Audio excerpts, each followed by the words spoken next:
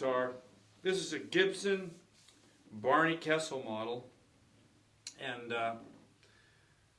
Barney Kessel was a pioneer of the jazz guitar. He gave the guitar another place in the world of jazz by playing trio music.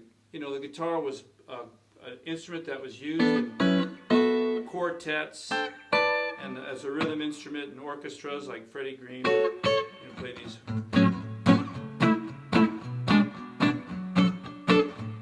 these type of things on a jazz guitar. But Barney Kessel was able to combine, you know, beautiful jazz, you know, lines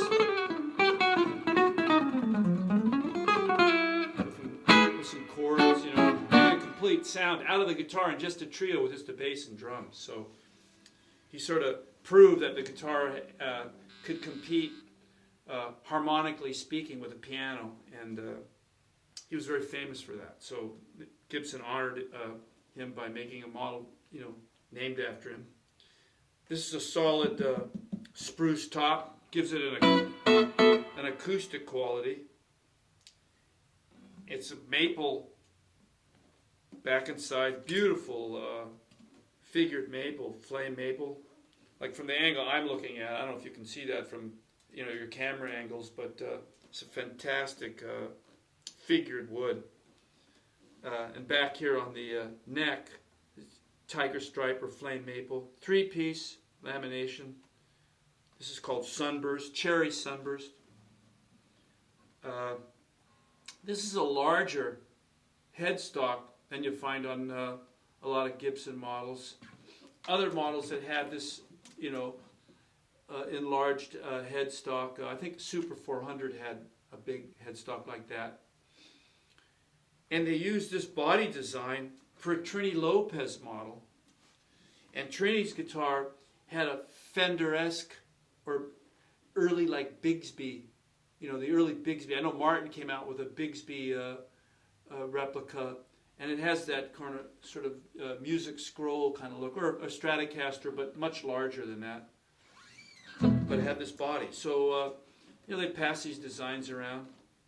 Anyway, this is a rosewood fretboard, and it's got these kind of medieval looking inlays on them. I know there's probably a technical word for that design. I don't know what it is. But it's also got this interesting inlay up here with a musical note. Beautiful guitar, cosmetically to look at for sure. It's got your traditional Gibson 2-pneumatic bridge. Sometimes these bridges are inserted straight into the wood when a guitar has a block of wood underneath it, like on a 335 or Les Paul solid wood guitar. They take that bridge and they just mount it straight onto the face of the guitar. But in a case like this where you have a hollow body, right, they use this rosewood bridge piece that sets on top of the guitar, right? Still the same bridge for either or in design for jazz or rock guitar even. But on a guitar like this where it's hollow underneath and it's just got struts or bracing in there, they use this, you know, type of bridge. It's got volume and tone control for the front and back pickups.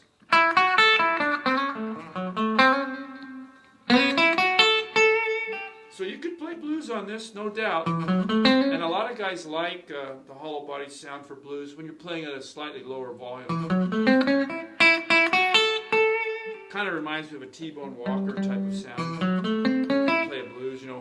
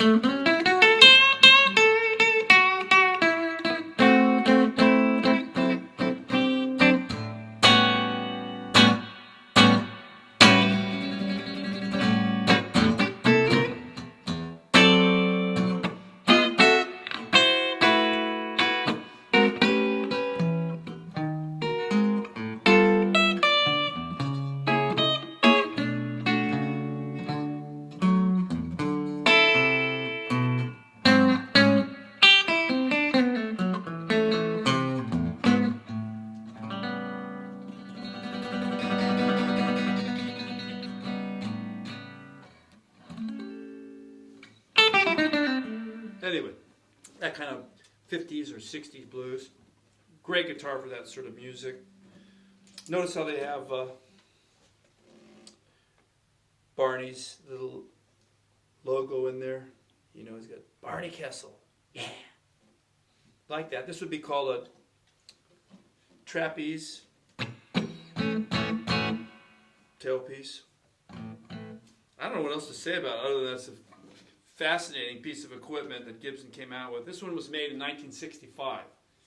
So there you have it. The Barney Kessel model.